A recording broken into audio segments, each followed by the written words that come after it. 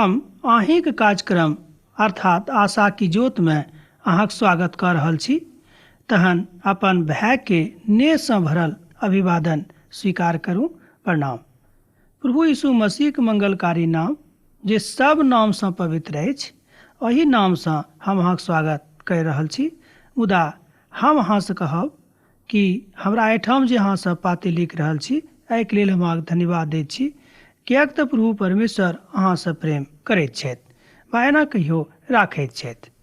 तहन आजुक अध्ययन में हमरा लोकनि देखब जे प्रभु परमेश्वर मूसा के जिंदगी में, हारूनक जिंदगी में की सब करैत छथि आ मिस्रीक राजा अर्थात फिरौनक हृदय में ओ कतेक कठोर कऽ देलखिन कि ओ परमेश्वरक बातक मानैए के लेल तैयार नहीं छथि।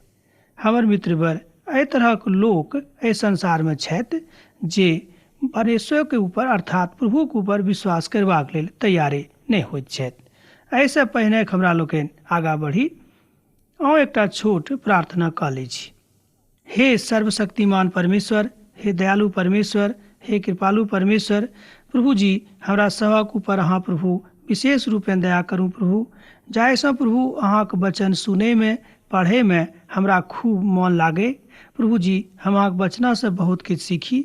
हमर श्रोता भाई बहिन में से जे केओ बीमार छथि हुनका ऊपर प्रभु अहाँ विशेष रूपें दया करू प्रभु, हुनक बीमारी से प्रभु अहाँ हुनका चंगाई प्रदान करू।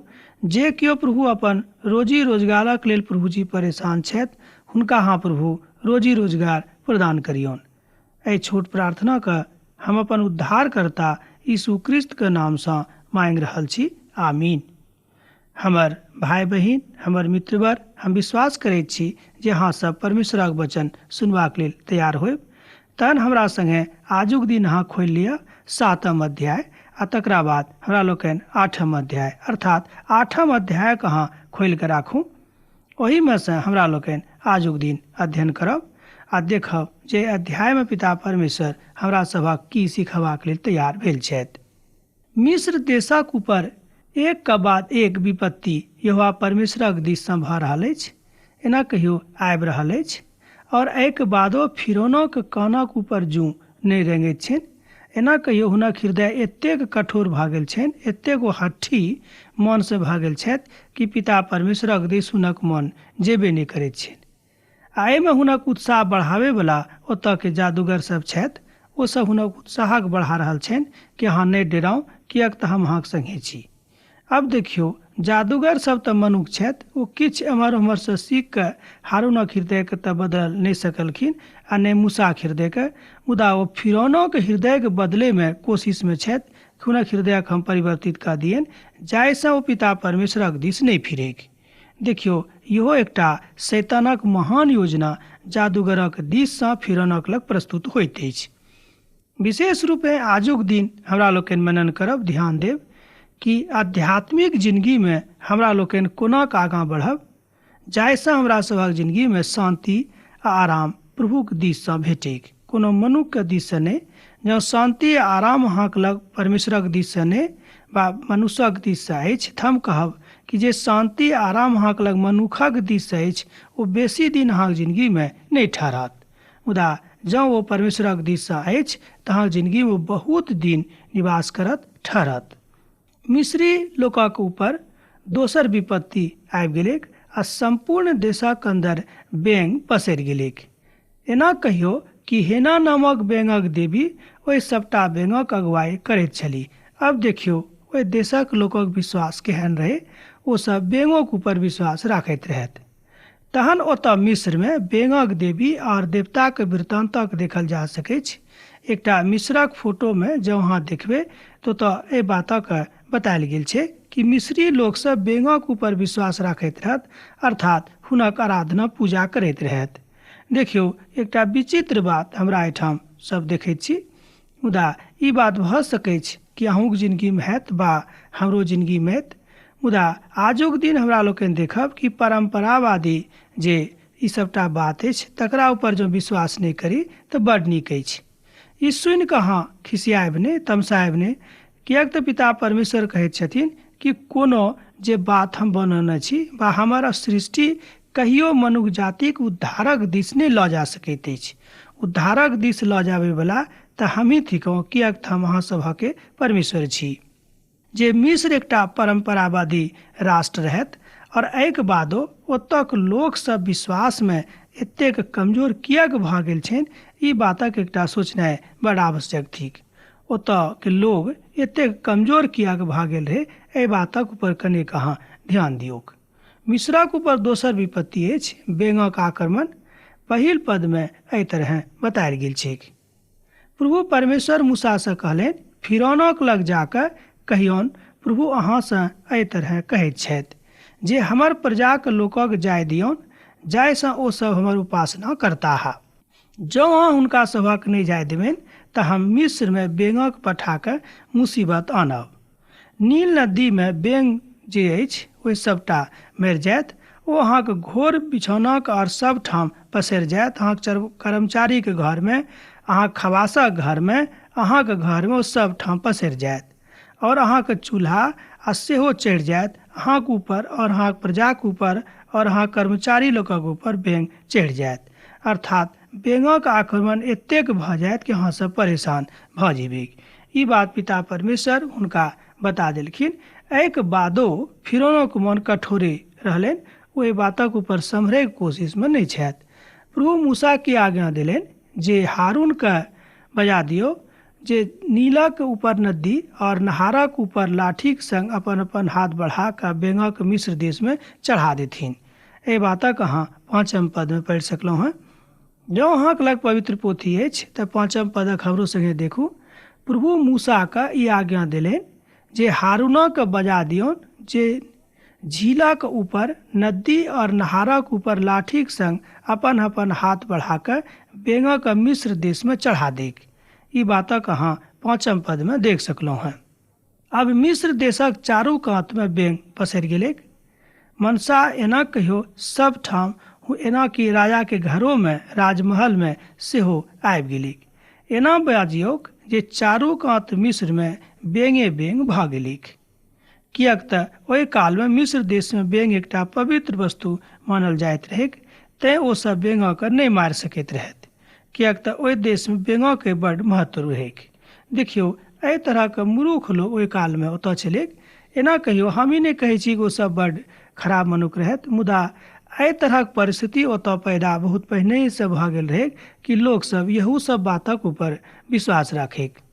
आ हारून अपन हाथक मिस्र देशक पानीके ऊपर उठेलथि आ चारू दिस बैंग आबि गेलैक और मिस्रक भूमिके घेर लेलकैक। जादूगरो सब अपन अपन तंत्र मंत्रक प्रबलसँ ओहि तरह बैंगक चढ़ा कऽ आनि देलखिन।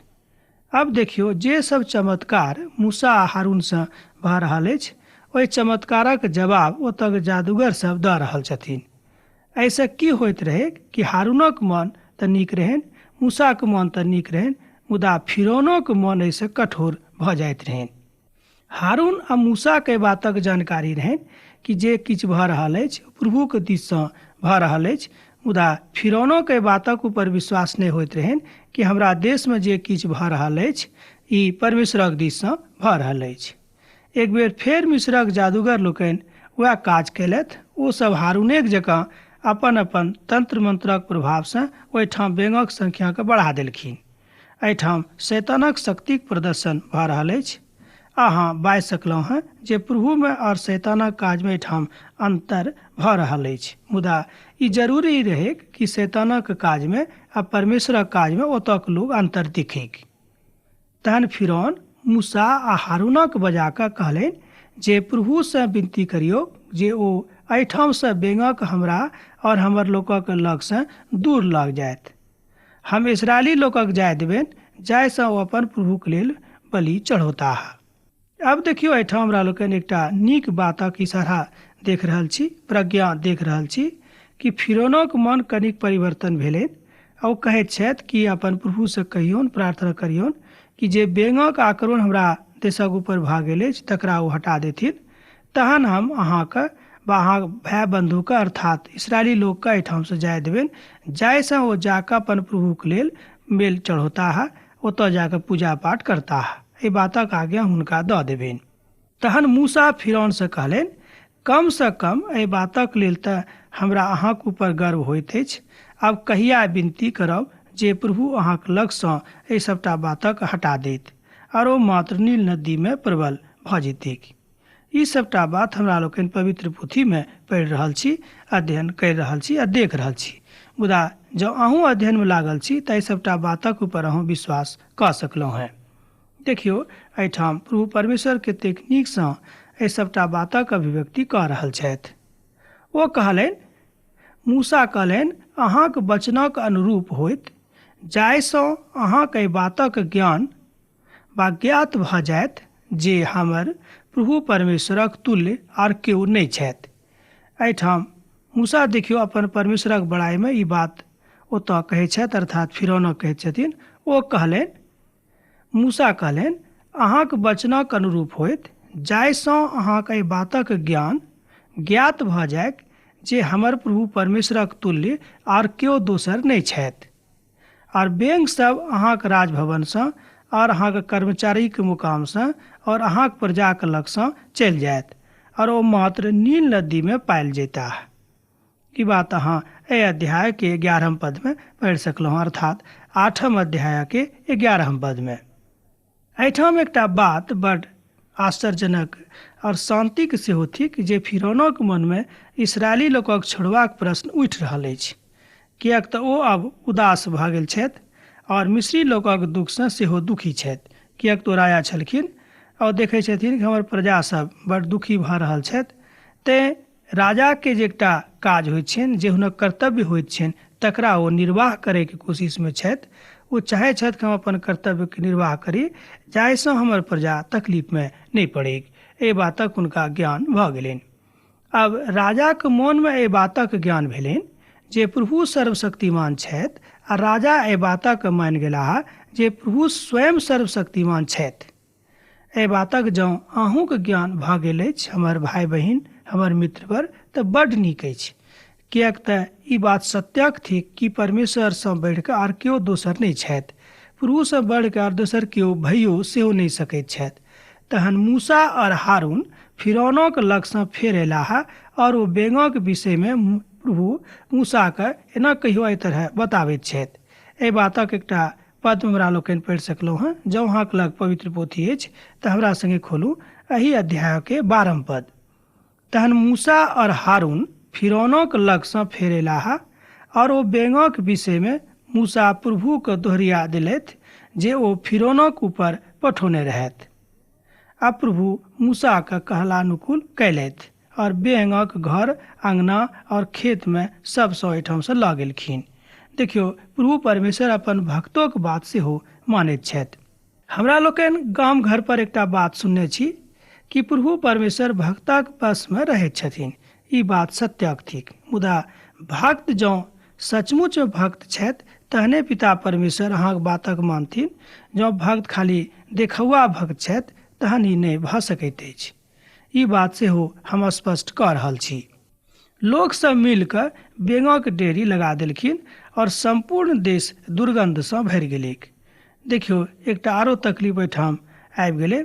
जतेक बैंग रहैक ओ सबटा मरि गेलैक आ संपूर्ण देश में दुर्गंध फैल गेलैक, एना कहियो पसरि गेलैक। मुदा जहन फिरौन देखलथि जे अब अनेक कोनाक आराम करब, ई कोनाक हैत, हुनका मन में तरह तरहक प्रश्न उठि रहल अछि, तहन ओ की करताह एहि बातक ओ सोचि कऽ परेशान छथि, किएक तऽ ओ एहि देशके राजा छलखिन। एहि बातक अहाँ 15 पद में देख सकलहुँ हैं।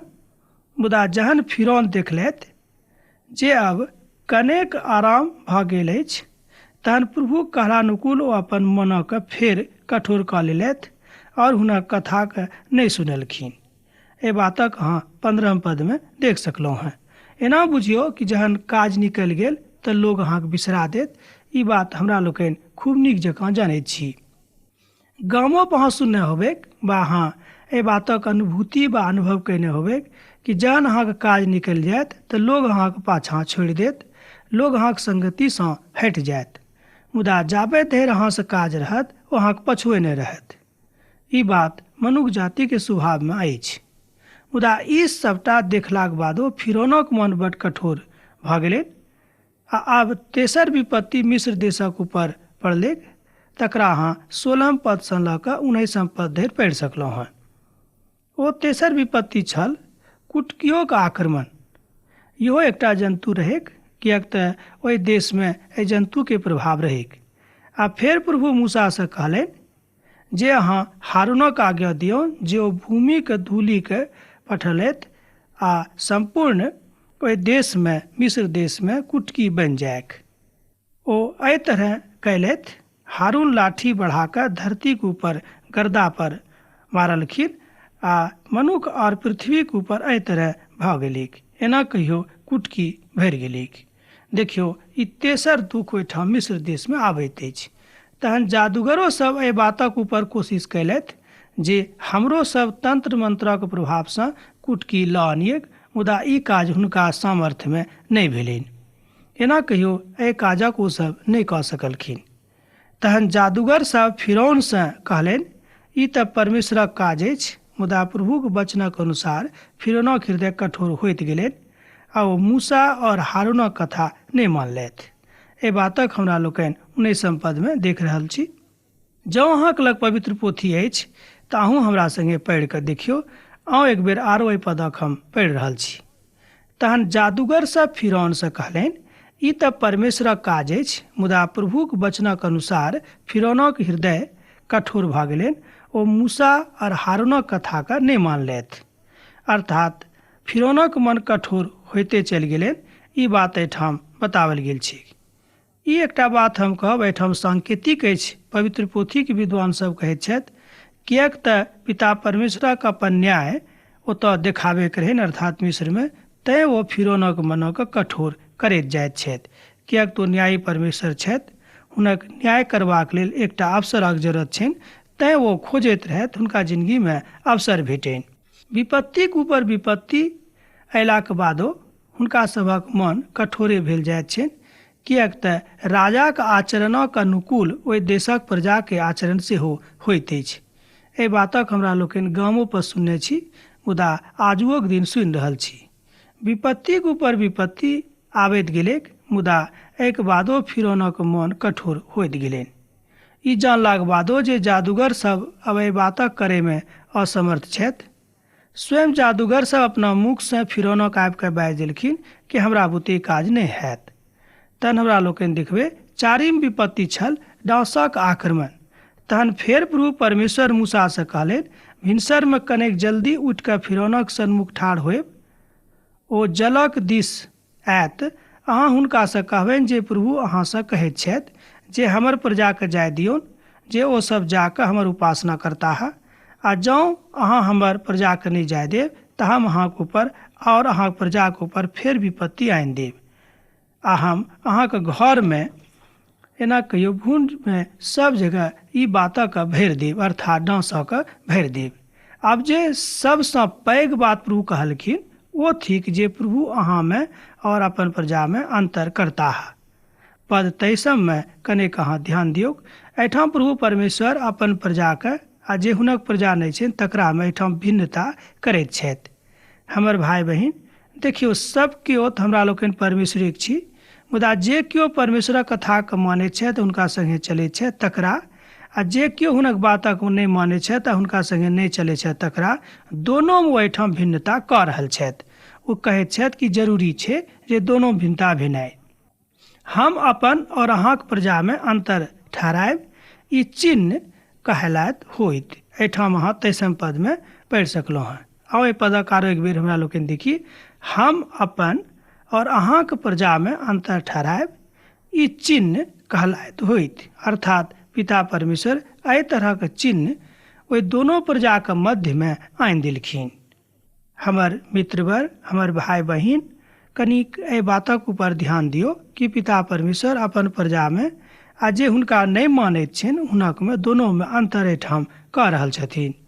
पिता परमेश्वर अन्तर जरूर आनि देथिन, किएक तो सर्वशक्तिमान छथि। एहि बातक ओ प्रस्तुतिकरण अर्थात सिद्धिकरण एहिठाम करैत छथि कि हमर प्रजामे आ जे हमरा नहि मानैत छथि हुनकामे कतेक अन्तर होइत छनि। पवित्र पोथीके विद्वान सब कहैत छथिन कि परमेश्वरक वचन सब ठाम सब कालमे प्रभावकारी छैक, तेँ हुनक वचनक ऊपर केओ प्रभावी नहि भऽ सकैत छथि। अर्थात केओ हुनक वचनक ऊपर विजय प्राप्त नहीं कऽ सकैत छथि। जे प्रभु कहने छथिन से ओ करता है, एहिमे कनिको संदेह नहि थिक, किएक तऽ हुनक बातक परिवर्तन करैके सामर्थ्य कहियो मनुष्य जातिके नहि छलैक, मुदा अखनो नहि भऽ सकैत अछि आ नहि भविष्यमे सेहो भऽ जेतैक। एहि बातक कनिक अहाँ ध्यान दियौ। हमरा लोकनि कहियो कहियो अपन ज्ञानक कारणे, अपन ईर्ष्याके कारणे, अपन घमण्डक कारणे एहि बातक ऊपर नहि मानैत छी। हमरा लोकनि सोचैत छी कि संसारिक रूपे हमरा लोकनि खूब पढ़ल लिखल लोक छी, किएक हमरा लोकनि मूर्ख बनब। अहाँ कहबै वा केओ कहत अहाँसँ कि लोकसभ अहाँके मूर्ख बना रहल छथि। अहाँ डाँसक कारणे सम्पूर्ण देश नष्ट भऽ गेलै आ 24म आ सम्पूर्ण अर्धमे एहि बातक ऊपर अहाँ पढ़ि सकलहुँ हँ। आ प्रभु ओहि तरह कहलथि, फिरौनक मोकामक और कर्मचारी सभक मोकाममे और सम्पूर्ण मिस्र देशमे डाँसक झुंडक झुंड भरि गेलैक आ डाँसक कारणे सम्पूर्ण देश नष्ट भऽ गेलैक। ई बात हमरा लोकनि 25म पदमे देख सकैत छी। तहन फिरौन मूसा और हारूनसँ कहलनि जे हमर देशक लेल प्रार्थना करू आ एहि बातक अहाँ खत्म कऽ दियौ, मुदा एहि बातक लेल मूसा और हारून तैयार नहि भेलथि। किएक तऽ मूसा और हारूनक अब कनेक तामस फिरौनक ऊपर भऽ गेलनि कि बेर बेर परमेश्वर हिनका सभक ऊपर आनि रहल छथि, मुदा एहिके बादो हुनका ऊपर ओ विश्वास नहि राखैत छथिन। आब दोसर बेर फिरौन समझाबैके हेतु तैयार भेल छथि। आ फिरौन कहलनि, हम अहाँके निर्जन प्रदेशमे जाय देब, जाहिसँ अहाँ अपन परमेश्वरक आराधना कर सकब। अहाँ खाली अहाँ एहिठामसँ नहि जायब, हम अपना लेल प्रार्थना करैत रहब। जँ अहाँके लग पवित्र पोथी अछि तऽ 28म पदक हमरा सङ्गे अहूँ पढ़ू, कनिक ध्यान दियौ। आ फिरौन कहलनि, हम अहाँके निर्जन प्रदेशमे जाय देब, जाहिसँ अहाँ अपन परमेश्वरक आराधना कऽ सकब। हाँ, खाली अहाँ हमरासँ दूर बेसी नहि जायब आ हमरा लेल प्रार्थना सेहो करब। एहिठाम एकटा बात हमरा लोकनि आरो देख सकैत छी कि फिरौनक हृदय एना कहियो शनै शनै परिवर्तित भऽ रहल छनि, अर्थात ओ शनै शनै कऽ कऽ प्रभुके दिस बढ़ि रहल छथि। तहन मूसा कहलनि, हम अहाँके लगसँ बाहर जाकऽ अहाँके लेल प्रार्थना करब, एक लगसँ हमरा अहाँ जाय दियौ। एहि बातक अहाँ 29म पदमे पढ़ि सकलहुँ हँ। और अहाँके प्रजासँ एहि सबटा डाँसक दूर कऽ देब, मुदा मूसा फिरौनक एहि बातक ऊपर कयलथि, एना कहियो कपट कयलथि। देखियौ, ओ एकटा कपटमे एखनो धरि शामिल छथि। ओ चाहैत छथिन कि अपन प्रजाके कतहुसँ एहि बातसँ हम दूर कऽ दियैक। तैँ मूसा फिरौनक लगसँ बाहर जाकऽ एहि बातक विनती करलथि। एहि बातक अहाँ 30म पदमे देख सकलहुँ हँ। अब प्रभु मूसाके कहला अनुसार डाँसक फिरौनक घरसँ और अलग तरहक सबटा डाँसक दूर कऽ देलखिन। एहि बातक अहाँ 31म पदमे देख सकलहुँ हँ। आ फिरौन एहि बेर फेर अपन मनक कठोर कऽ देलखिन और हुनका सभक जाय देलखिन। एहि बातक ओ सोचैत छथि कि अब हिनका सभक हमरा जाइए दिअ पड़त, तैँ एहि बातक लेल तैयार भऽ गेलथि।